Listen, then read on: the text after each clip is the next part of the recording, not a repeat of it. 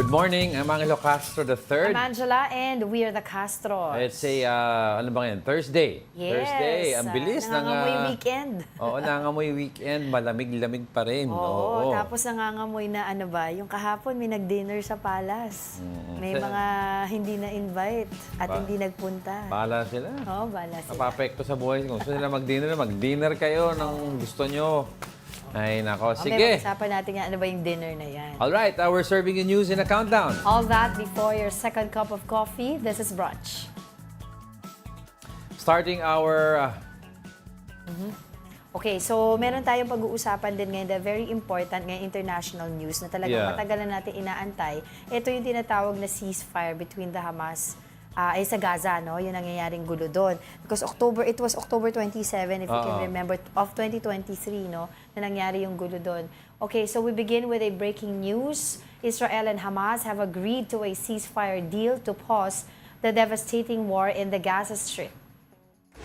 The deal was confirmed by the United States and Qatar. Officials from the two countries said the ceasefire will begin on Sunday, January 19.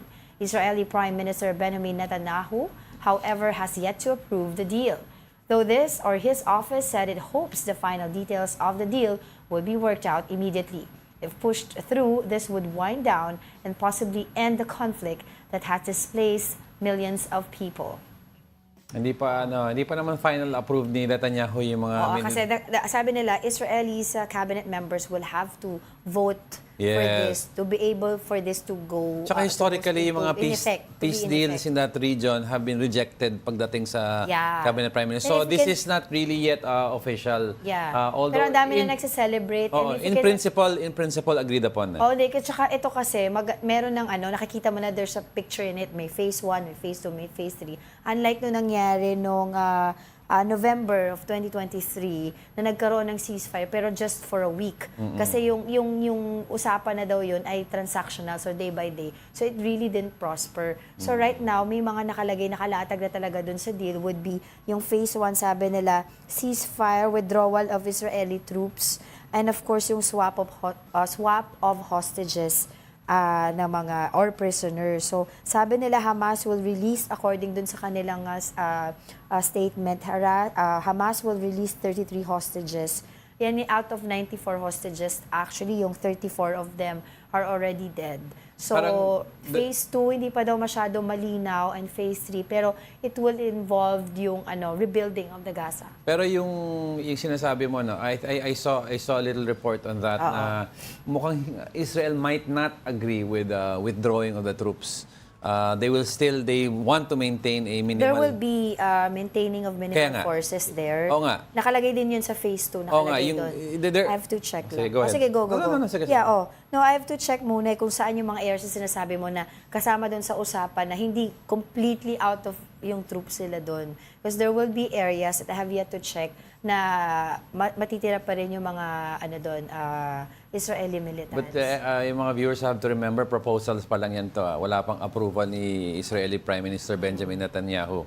A lot of analysts are hopeful but doubtful that Netanyahu would agree to any pull-out whatsoever of any troops unless concessions have been made between U.S. and Qatar with Israel because there's an incoming president who's very tough on the Middle East, which is President Donald Trump has said that he will end the war sa Middle East once and for all. But let's see, hopefully matapos sa tong gulo na to. Yes. But we all know also, given yung history ng Israel and what they're citing in their claim that they were oppressed and why would they give away any part of their land, and Hamas naman on the other side has the same assertion. So let's see what happens. No, they're very positive about this ceasefire na to dahil talaga ang dami na mga affected dito. Of course, women and children, mga elderly, and the ones that are really not involved in the war, yung mga napapalagitnaan dyan. So sabi nila 411 days ang ginugol ng mga mediators to do this, so to be able to be in this stage already. So inaabangan talaga nila yung final approval or yung pag-vote ng Israeli cabinets para nga dito. So if you can remember, diba, October 27, 2023, yung Hamas militants have launched an attack dun sa Israel, killing more than 1,200 people and taking 250 hostages. Yan yung during music festival, diba, doon yung may mga video na Yes. dinudukot sila. Oo, and in then Israel. pagkatapos naman yun, of course, offensive response ang Israeli. So they have due to that response, yung offensive response, they have killed at least 46,645 Palestinians and injured more than 110,000 in Gaza. Tapos yun nga, of course, grabe yung devastation nito. Nakita natin halos mapulbos lahat yung lugar doon, yung mga ospital, pati mga ospital, nabobomba. Nagiging issue kasi yung Hamas is using yung innocent Palestinians as shields Shields of war, di ba? Kaya nga sabi nila, if they really have an ideology they wanna fight for, lumabas kayo and battle it out without wag nyo idadama yung mga Palestinian. Kasi wala naman silang kinalaman dyan. Yeah. Yung ideology nyo is not the ideology of the Palestinians. Palestinians, of course, they still believe that yung land nila sa kanila yan. But, di ba, ayaw nila ng gulo. So that's why they're trying to live and thrive in peace. Itong mga Hamas, they're ingraining themselves inside Palestine. Well, they said it's a critical turning point sa kanila, itong ceasefire deal nito, and hopefully nga will prosper. And ang tawag dito, hindi maputol yan pagdating naman ng next administration. Alright, let's continue na with our countdown. Starting our countdown with updates on the California wildfires. At least 25 people have died as wildfires continue to devastate Los Angeles, California. Since breaking out on January 7, the Palisades and Eaton fires have destroyed or damaged over 12,300 structures. Around 88,000 residents are still under mandatory evacuation orders. Meanwhile, more than 77,000 households are without electricity as utilities shut off power to prevent their lines from sparking new fires. O kanina, di ba, we were watching a video here na pinapakita yung ibang mga areas dyan sa LA, sa Palisades, kung saan nangyayari nga yung wildfire. Nako-cover yung mga hillside and yung other houses there ng pink substance. Yung pink substance na pala yun ay it's called Phosgene. Ito ay isang fire retardant, no? Para daw makaiwas ulit nung pag-spread pa ng fire. So they're doing that yung sa US since 1960. So pinapalibutan nila ng mga pink substance yung mga areas doon ngayon. So if you will see it, it's there. Those are they really don't kill the actual main wildfire pag malakas siya. No, but it's meant to be a containment foam. Yes. In other words, imamark mo yung area kung hanggang saan mo gusto ko i-contain yung fire.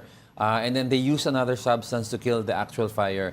So kumbaga, parang minamark ng...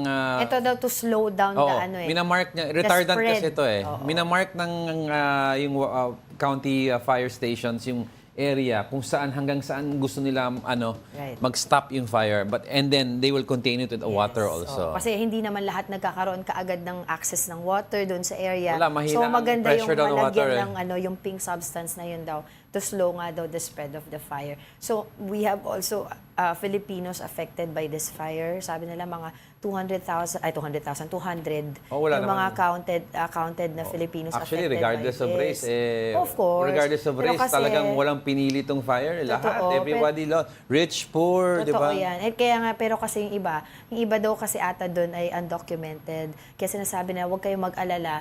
If you need anything, tutulungan naman kayo. No questions asked. No, you don't have to tell them na undocumented kayo or ganito, ganyan. So, basta tutulungan Dami kayo. na shock kasi yung Palisades area and the Altadena area. Rich area yan They're mostly nakatira dyan mga upper class, middle to upper class of Southern California. Kaya nga sabi nga nila, when you hear their interviews and celebrities, parang at this point in time, walang rich, walang poor, walang celebrity, patas-patas sila. Nakikita nila ang equality. Yung iba doon have lived in that neighborhood mga 30 years kasi umiiyak talaga sila kasi lahat ng mga investments nila nandoon, all the memories with the family. Pati mga restaurants na mayroon saan sila, shops. You will see also some reports that people will go there, yung mga may-ari ng bahay. Tapos talagang tinitignan nila kung baka merong natira doon na hindi nasunog. Meron na feature doon yung Bunny Museum na pagmamay-ari ng dalawang couple ng mag-asawa, lahat ng collection nila about rabbits and bunnies nandun. Nasunog lahat. Nasunog. Collection nila yan mula daw when they started dating, when they got married. Wala na. Tapos napansin nila malaki yung collection. Nagtayo sila ng museum na sumikat sa Southern California area. Pero nasunog halos lahat. Wala Kukunti talaga. na lang daw na salba Ang nila hirap sa collection talaga nila. pagsunog. Pero yun ngayon na sinasabi ko, yung tinitingnan nila kung baka meron pang mga ibang hindi nasunog, ganyan. And it turned out some of the areas na may nakita sila na Virgin Mary na hindi nasunog. Nandun Mga na statues, siya, mga statues. Okay, let's continue with our countdown. Moving over now to our 9th spot, Ricky Vargas has been named Chef de Mission to the Los Angeles 2028 Olympics. Vargas will represent the Philippine delegation during official ceremonies and meetings. He is a former Philippine Olympic Committee president and currently the president of the Association of Boxing Alliances in the Philippines. His appointment was announced during the POC's General Assembly on Wednesday. Tatanong daw ang chef de mission. Chief of mission. Yun. That was derived from the panahon ng mga Gothic and English era wherein meron silang mga chieftain who would leave raiding parties or parties that will groups that will gather food, forage for wood. So each party nila na tinatawag nila may chief of mission sila. I'm in charge of gathering food, I'm in charge of hunting, I'm in charge of raiding the kalaban. So the chief of mission may specific goal. And si Sir, ang goal niya is to bring home the gold. Oo nga. Pero hindi pa tayo sure or sure na ba na wala nang boxing sa mga categories? Mukhang wala na.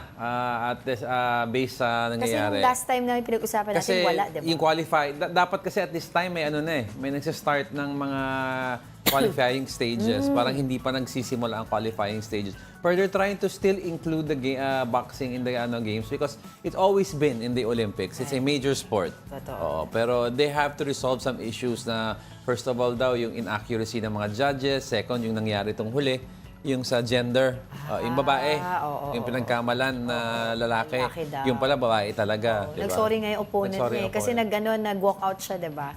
Anyway, congratulations. Congratulations, Sir Ricky and Vargas. we hope for more golds. Yes. Diba? Double the 2, the 4. Oo nga. Kaloy? 3 more? Kaloy, 3 more. Sige. Let's move on. On our 8th spot, President Bongbong Marcos expressed optimism that the Philippines will sustain and strengthen its ties with the United States under the leadership of the incoming administration. In a phone call with U.S. Vice President Kamala Harris, Marcos highlighted the significant progress in economic, diplomatic, and defense collaborations between the two nations. Harris reaffirmed bipartisan U.S. support for the Philippines, particularly in light of China's continued aggression in the West Philippine Sea. She also emphasized the importance of trilateral cooperation with Japan in enhancing regional security and economic stability. Marcos thanked Harris for her support and extended an invitation for her to visit the Philippines once again. So of course, din ang mga sinasabi natin, isa sa mga natin, Madalas big nakausap, brother naman ng ang US. All throughout it as a test. Regardless of the administration, we have a mutual defense treaty intact. Ang nagkakaiba lang ang interpretation kung anong specific aid ang nangyayari. Sometimes kasi interpretation ng isang admin ng US, bigyan natin ng subsidy to, or bigyan natin ng discount, or bigyan natin ng libreng armas or mga gamit. So, dun lang nagkakaiba. Pero parang wala pa akong naririnig na sinasabi ni President Donald Trump, even if during his first term about West Philippine Sea issue. Wala pang direct na Basta statement ang sinasabi lang niya is he wants equal stability for all nations. And ayaw niya na may imbalance. In other words, he was referring to China's strength. But he's been very vocal about China, di ba?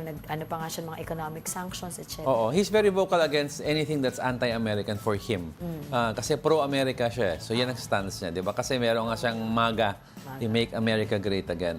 But just the same, yung relationship with the US, hindi nag-iiba po yan. It's just that kung ano yung klaseng tulong, nakadepende kung Republican or Democrats ang in power. Alright, coming up. The Philippines and China are set to hold a bilateral consultation meeting today. Ano kaya ang agenda? And a survey shows that more Filipino families are experiencing involuntary hunger. Ano kaya plano ng gobyerno? Oo. Sige, pag-usapan natin yan later on. But we are just getting started. More of our top 10 news when Brunch returns. Keep it here on One News.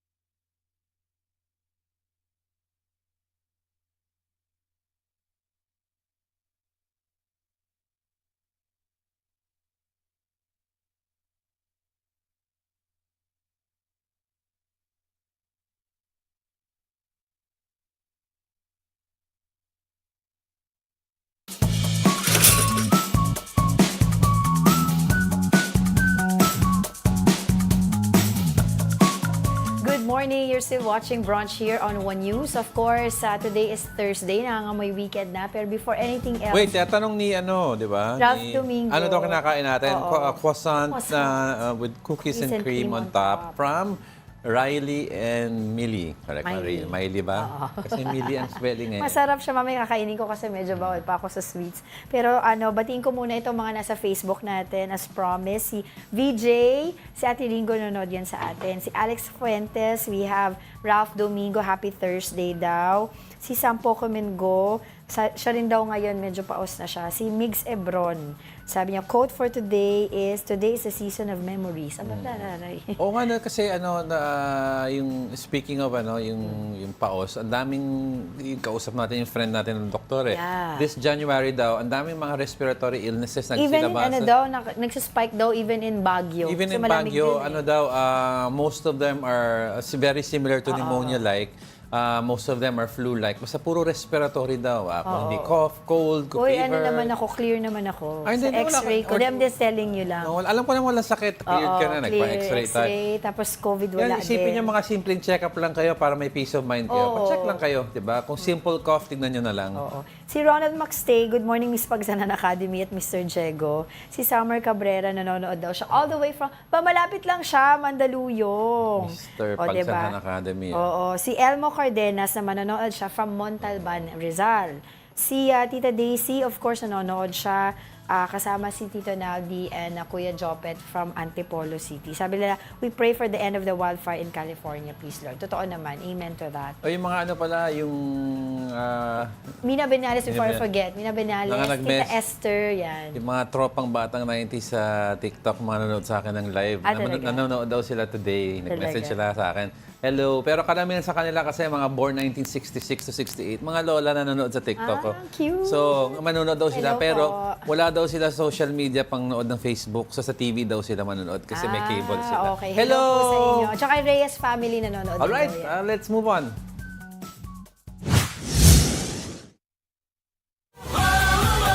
Bilang Pilipino, bilang Pilipino. On our seventh spot, authorities are monitoring mobile applications that could be used for vote buying in the 2025 midterm polls. They're also warning the public about potential scams this election season. Here's a report. Authorities are closely monitoring 8 e-wallet platforms that could potentially be used for vote buying in the upcoming elections. These applications are not registered from the Bangko Sentral ng Pilipinas or the Securities and Exchange Commission. Admittedly, ginagamit pa rin ang different methods for vote buying. Undersecretary Alexander Ramos, Executive Director of the Cybercrime Investigation and Coordinating Center or CICC, said these apps must be registered in the Philippines or be removed from mobile app marketplaces. They will also seek help from the telecom companies to ban access to these platforms to protect the public. Na-detect namin, ang daming bagong platforms ng anak. Kasi nakita nila kung na-control na, nasusupress na sa registered platforms, gawa tayong bagong platform. Yun na ho ang ngayon ang ating inaddress. Meanwhile, the Commission on Elections or COMELEC said it is coordinating with various financial technology platforms, the BSP and the Anti-Money Laundering Council to bolster efforts against vote buying. The CICC has also urged the public to remain vigilant against scams this election season, including deep fakes. Mamaya bigay ng kanilang personal information. Yung pala, i-hijack yung account nila. Or yung account nila after ma-hijack, gagamitin sa money mule account. In the past year, the Who's Call app recorded 6.15 million text scams and over 610,000 scam calls. For News 5, I'm Rhea Fernandez. We are One News. Yeah, aside from yung two major e-wallets na alam natin, di ba, which is Maya and GCash, Mabilis, oo. there are other apps na may wallet but are not officially registered because hindi yung main business nila is e-wallet. For example, yung Lazada and ano isa?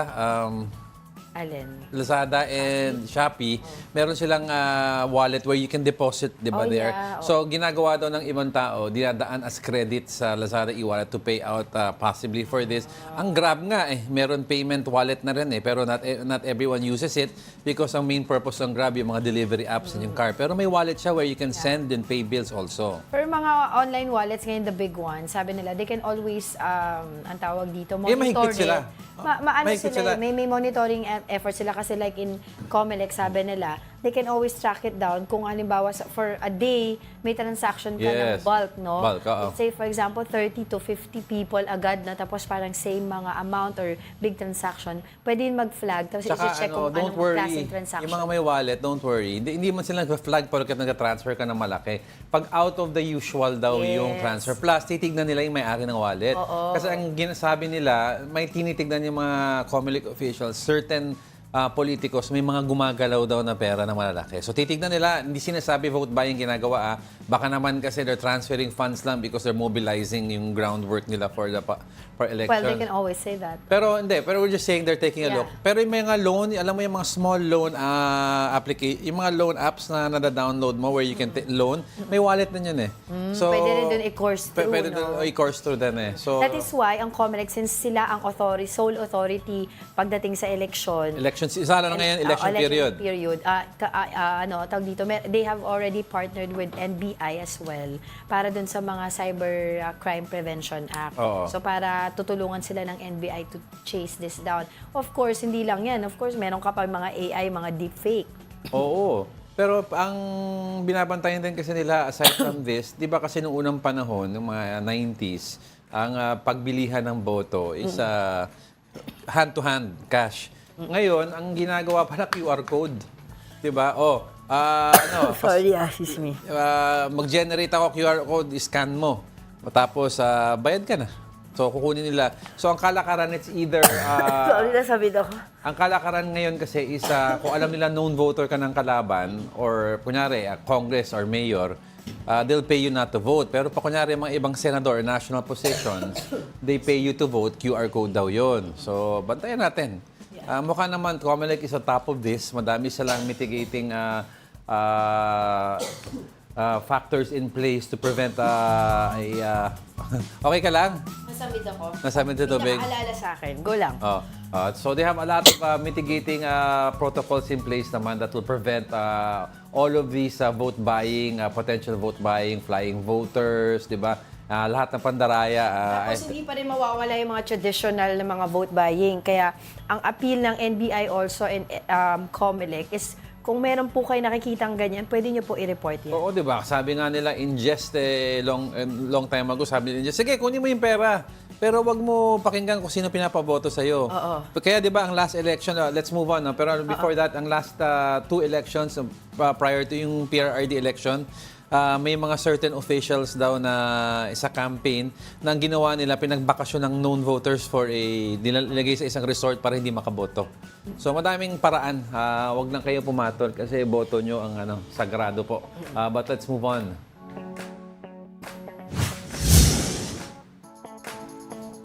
Now, in our top 6, the Philippine National Police has recalled at least 674 cops serving as security detail for politicians running in the midterm elections. The PNP said the Police Security and Protection Group, or PSPG, were securing about 870 VIPs, 197 of whom are candidates. But they can still have their protective security escort if they secure a certificate of exemption from the COMELEC. The police officers from the PSPG who were recalled are being reassigned as augmentation forces for the upcoming elections. Ayan, so kasi bawal ang sumama ang mga police officers natin sa politika. So ang gagawin, go back here, mag-reassign kayo to certain hotspots sa election. Pero it doesn't mean na kunyari may threat to life, proven threat to life ang certain candidate, pwede na bawal sila bigyan ng protection. They can simply apply for an exemption. Yeah, kasi on a normal day pala, mga 800 plus yung mga dito, ini-escortan ng mga PNP. Oo. Recently. Pero parang 93 of them are VIPs already. What are those? Who are those, no? Yung mga government employees or mga politicians, mga governor, mga ganyan, na kailangan. So anyway. So, pa tayo pag-usapan, but in the meantime, let's pause for a break. Keep it here on One News.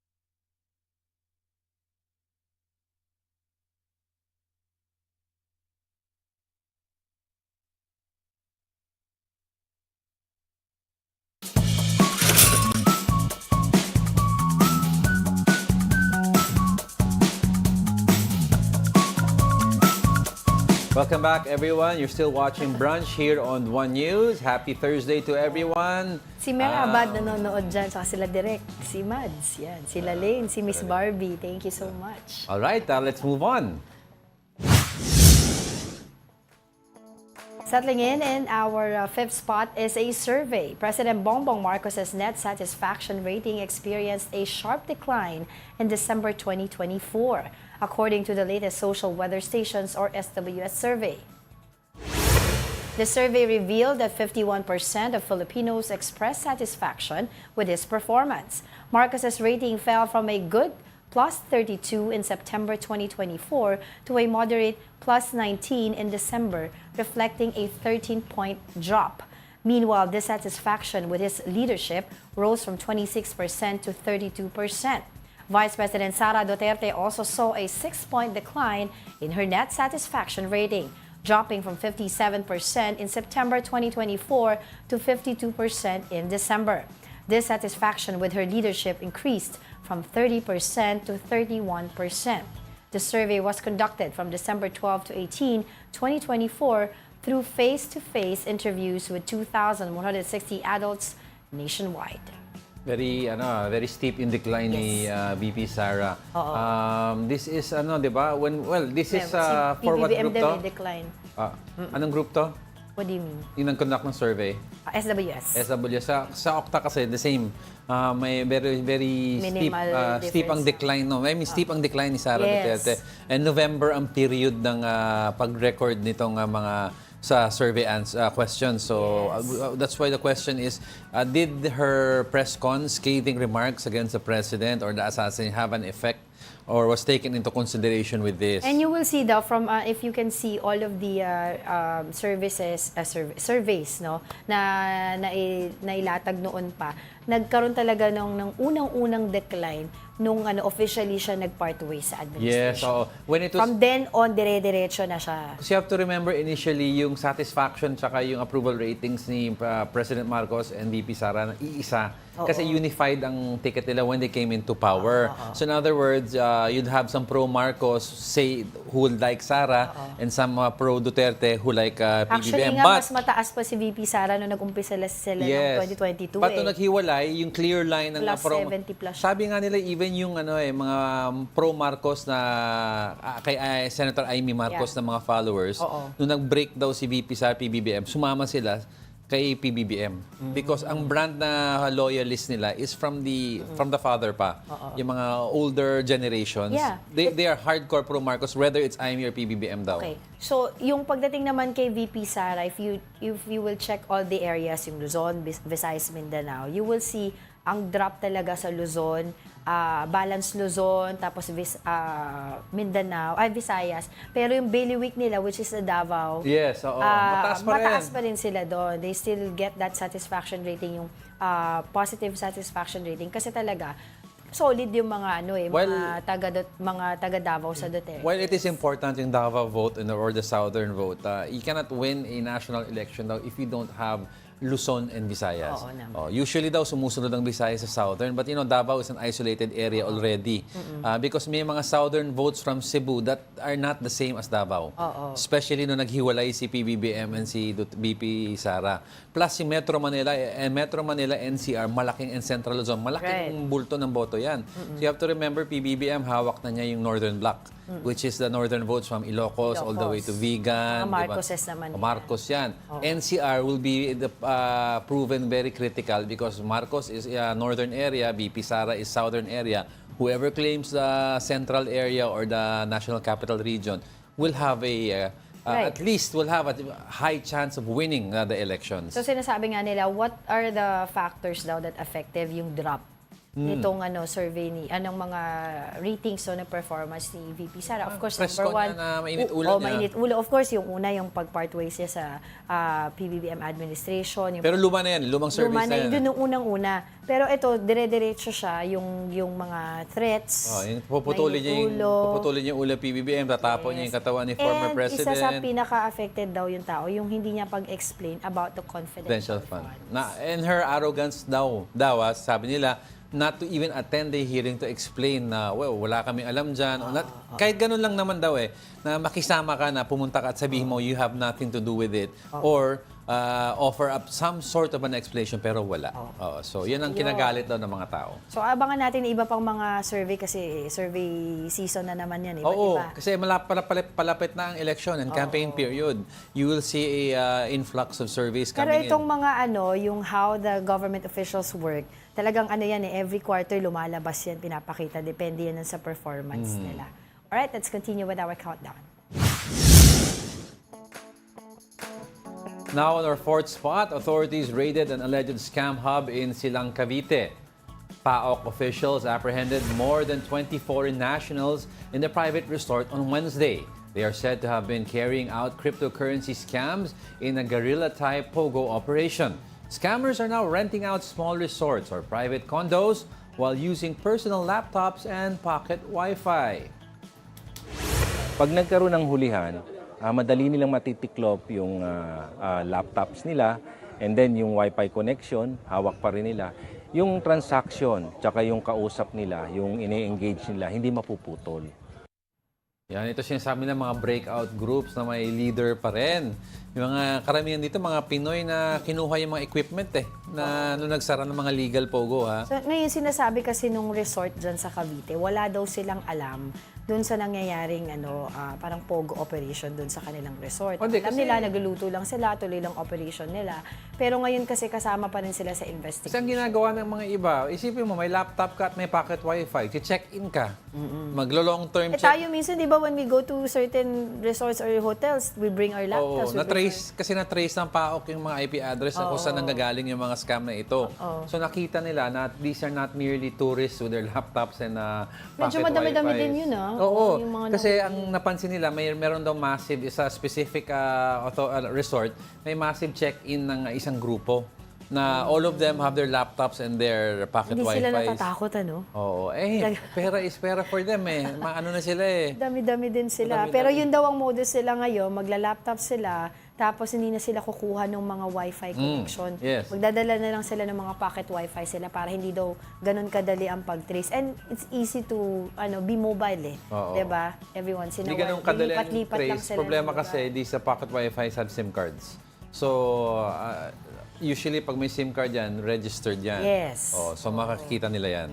So, ayan. So, pero yun nga, as I've said kanina, ano kayang pwedeng gawin naman ng mga, let's say, for example, ito, mga resorts, mga hotels, mga condos, yung mga admin doon na sasabihin nilang wala silang kinalaman dito sa mga illegal POGO operations, di ba? Dapat meron silang somehow a protection against this Kasi tinan mo yung sa Cavite, kasama pa rin sila sa investigation. Pag sa mga- Until they're proven sa na talagang wala, tsaka Sa lang subdivision, sila. madali-dali kasi pwede lang higpitan ng mga mag-rent.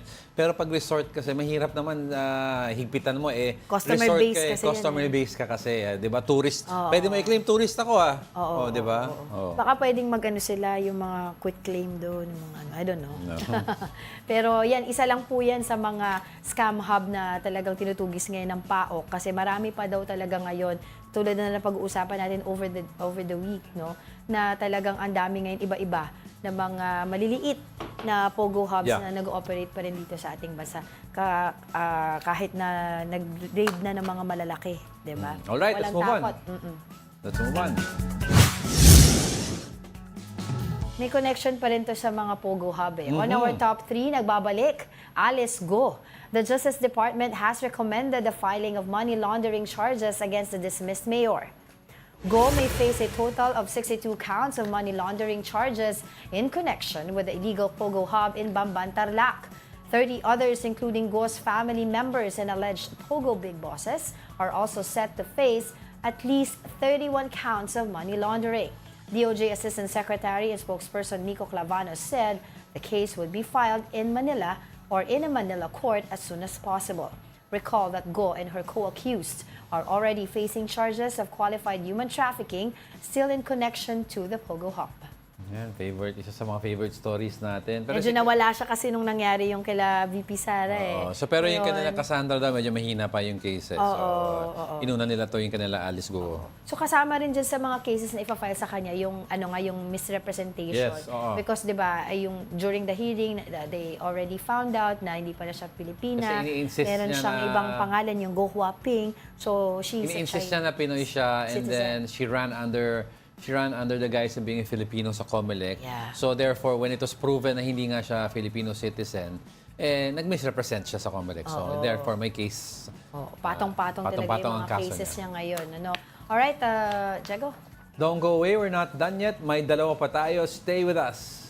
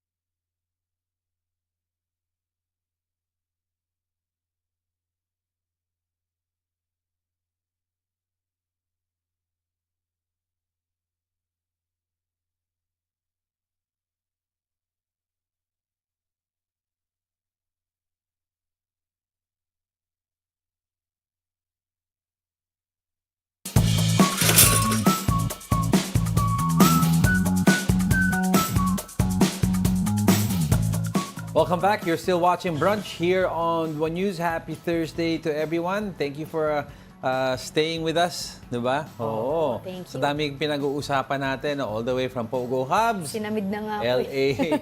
LA wildfires, di ba? Tapos mag-breaking news pa tayo kanina. Ano yung breaking news natin ulit? Yung ceasefire deal. Ceasefire, na sa still to be Gaza. approved by PM Benjamin Netanyahu. But all of that, we'll have an update in the coming days. But in the meantime, let's move on. Coming in at top 2, the Philippines and China is set to have a bilateral meeting to discuss recent developments in the West Philippine Sea. Here's the report. Despite several radio warnings from the Philippine Coast Guard, China's so-called monster ship has yet to leave the West Philippine Sea. This matter is expected to be brought up in a bilateral consultation between China and the Philippines that is scheduled to happen today, January 16. They will, of course, be discussing the situation in the region, the South China Sea, in the West Philippine Sea, including the recent developments. And, of course, other issues which have been under discussion for some time, which are aimed at seeing how we can cooperate in certain areas, such as in the environment, and even possible cooperation between the Coast Guards of the Philippines and China. We will certainly raise the concerns we have.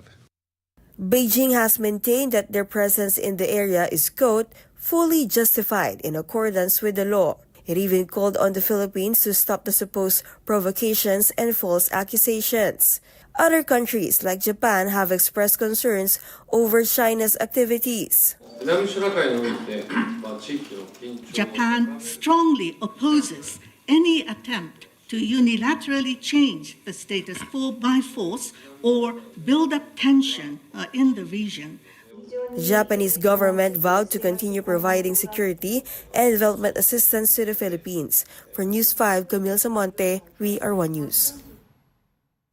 So, ano pala, alternate yung hosting ng BCM pala. 'Di ba last time, tayo yung nag-host, which is yun yung after nung incident nung nung June 17, yung may naputulan tayong Coast Guard. Yeah, yung daliri. Oo. Naputulan yung daliri. Naputulan yung daliri. Let's clear it.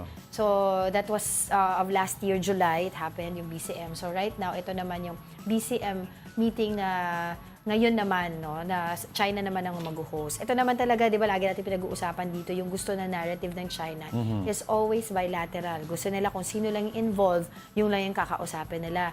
No, pagka may mga sumasama na sa tabi natin, like Japan, Australia, US, ayaw nila yun diba? So we will see kasi they will want to, we would want to know kung kasama yung monster ship, no, doon sa pag-uusapan nila dyan sa bilateral meeting. Alright? Samid ka ba? Hindi naman. Let's continue with our countdown.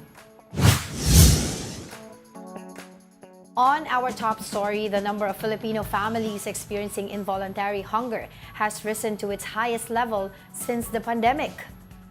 A recent Social Weather Stations or SWS survey revealed that the hunger rate in December 2024 reached 25.9%. This is higher than the 22.9% recorded in September. The latest figure also marks the highest level since the COVID-19 lockdowns in September 2020. Of the 25.9% experiencing hunger, 18.7% reported moderate hunger, while 7.2% faced severe hunger. The survey conducted from December 12 to 18, 2024 involved face-to-face interviews with 2,160 individuals nationwide. Now, to give us more insights about this matter, we have ASEC JC Marquez of DSWD. ASEC, good morning. Thank you for joining us on Brunch. Hi, ASEC. Good morning, Diego and Angela, and all your viewers. Good morning. Yeah, now, ASEC, I'm sure you've seen our report and you've seen these numbers already. But what can you say about these numbers? What causes or why do you think ganito nga ang naging resulta ng survey? Yes, Diego, we've seen the survey and the figures. And the survey is primarily it's perception and experiential base dun sa mga respondents na kinonsulta. And they may have considered several factors that happened last year. Like we have experienced several typhoons, a number of them, and also yung inflation and the increase of the prices of goods. And this may have been the factors that's why they have perceived they have experienced hunger in some point in time. So, but we assure them, the public, that the department has put in place interventions and programs to address the problem of hunger, primarily involuntary hunger and nutrition. Yes. And through our Walang Gutom food stamp program, and the latest innovation, the Walang Gutom Kitchen. So for the Walang Gutom Food Stamp Program, we have scaled up from the initial pilot of 2,300 beneficiaries or households. We have scaled up and met our target last December to increase it to 300,000 beneficiaries or households.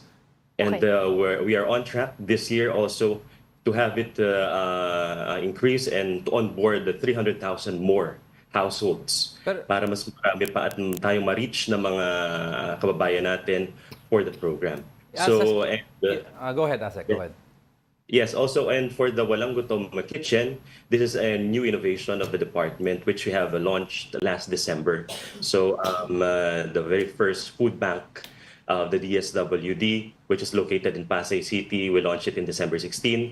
And this is a partnership in collaboration between the private and public sector. So this is also in connection to the Food Donations Act of 2009, wherein they're encouraged, the private sector are encouraged to donate their food surplus for charitable causes like this one sa ating soup kitchen, sa Walang Gutom Kitchen. So we have partnered with the Hotel Owners Association, with the Resto PH, and so far we have 12,000 beneficiaries ng ating Walang Gutom Kitchen. So we're providing lunch and breakfast. Ang target natin dito ay 600 meals per day ang ma-produce sa ating Walang Gutom Kitchen, and we're planning to also expand the Walang Gutom Kitchen to other areas of the country that there's a high incidence of food poverty and hunger. So as we have identified like areas like in the Mindanao, like the Bangsamoro Autonomous Region in Muslim Mindanao or the BARM, and also areas in Luzon like the Bicol region, and areas in Visayas like Leyte and Samar. So these are in the pipeline. Expansion of the Walang Gutom Kitchen or soup kitchen is in the pipeline. And this will also address the involuntary hunger and malnutrition in areas na may high incidence ito. Well, it's nice to hear all of these projects in place, ASEC, no? But the question also remains is what can we do to make it a more sustainable thing for these families? For example, how can we teach them to be self-sufficient? Kasi the government can only do so much as to giving them actual direct food. Maganda rin siguro natuturuan sila how to be sufficient in the long term. What do you think about this, ASEC? Yes, part of our interventions in our programs is the development side, not just only about social welfare, as mentioned time and again by Secretary Rex Gatchalian. So, Department of Social Welfare and Development. So, these are the two primary mandates of the department. And dito sa Walang Gutom food stamp program, we also provide them with capacity building interventions, help them find employment. So we provide trainings and then for possible employment placement to them para mas maging sustainable. Nabanggit mo nga yung ating interventions, and also we provide trainings for them how to prepare to address nutrition problems, how to prepare nutritious meals. So we provide them with trainings on this, and also meron tayong other interventions for livelihood and capacity building, as I mentioned. So these are in place now, and we're also checking on the results of the pilot, the initial pilot, kung ano pa ba yung areas for improvement, as well as kung the value of the 3,000 food credits per month is kaya pa bang sabayan yung inflation. So we're checking on that para mas to make the program more efficient at para mas ma-attain natin yung objectives ng ating programa. It's good that you mentioned nga na yung aside from helping them preparing ng mga nutritious food, of course, they also need yung access to the food itself, no? Pero I would like to know, ASEC, how do we identify, dyan po sa DSWD, how do we identify and prioritize the areas na nangangailangan po talaga dahil sila po ay nakakaranas ng involuntary hunger?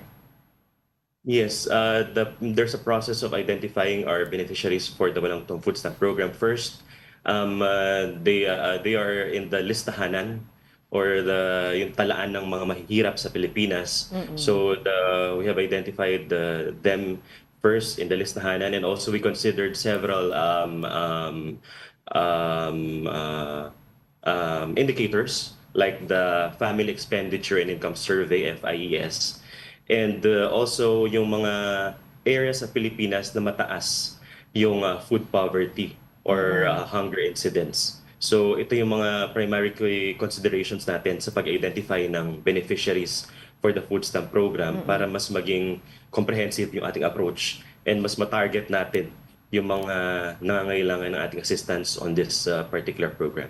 Okay, I want to go back dun po dun sa mga numbers kanina during the report, kasi nakita nga po dito among the areas, Mindanao yung highest, with involuntary hunger. Ano po ba yung iba pang nakikita natin factors bakit sa Mindanao mataas yung bilang ng mga nagugutom doon? Kasi yung numbers doon, nakikita nila, parang konti lang yung difference from the situation natin noong 2020, which is yung COVID-19, na alam naman natin, the main reason would be Filipinos were out of work at that time.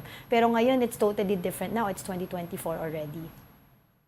Yes, as I mentioned, maybe there have been several factors that were considered by the respondents pagdating doon sa naging result ng survey. But I believe when I read the results, bumaba ng kaunti, although mataas pa rin. Yes. But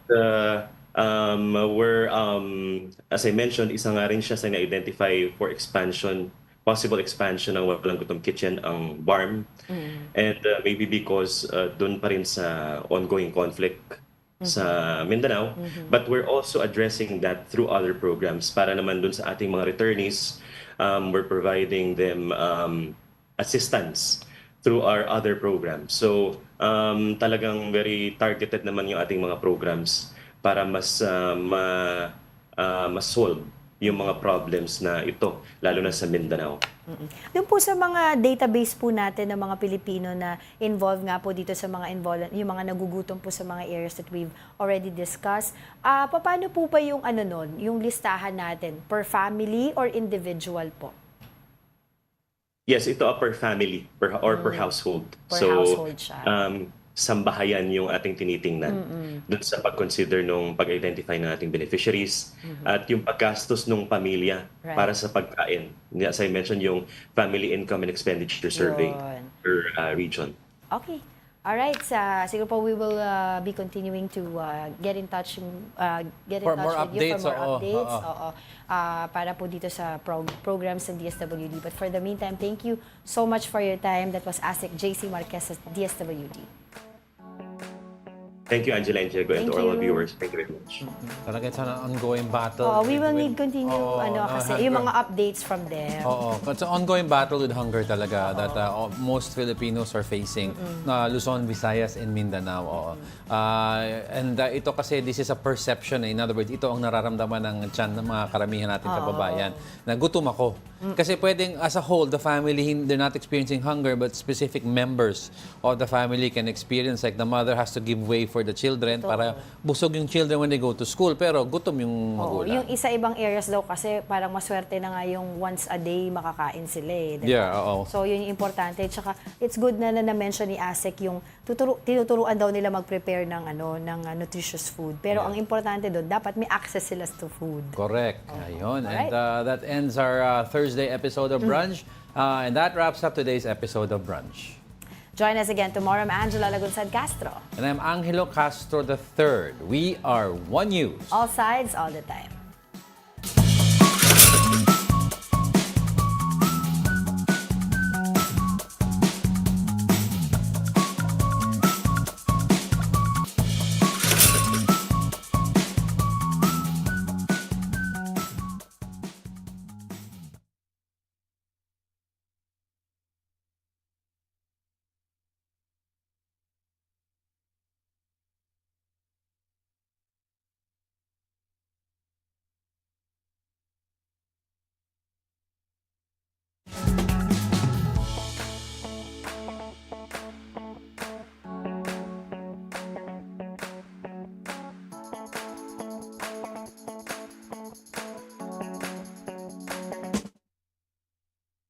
Oh, sige. Okay.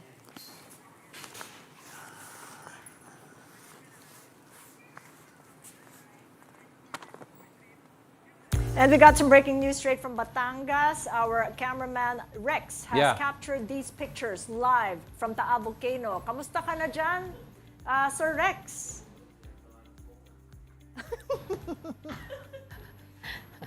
Maabo ba dyan? Meron ka bang N95? Okay ka lang ba dyan? Ay, wait, was that okay? Did we work out okay? How did you do it? I didn't see any of that. Oh, sige, sige. Are you happy with that? Did you record it? Oh, sige. Oh, sige, sige. Alright, patay tayo. Okay. Oh, sige. Pwedeng i-brunch. Tama, tama. Oo. Pwede ng kahit sino. Pwede ng, sabihin natin, yung Zoom guest. Sige. Posible bang may mabuton tayo dito doon? Wala naman. Hindi, no? Wala. Kasi hindi tayo live. Tama. Okay. Alright, ready? Alright. Sige.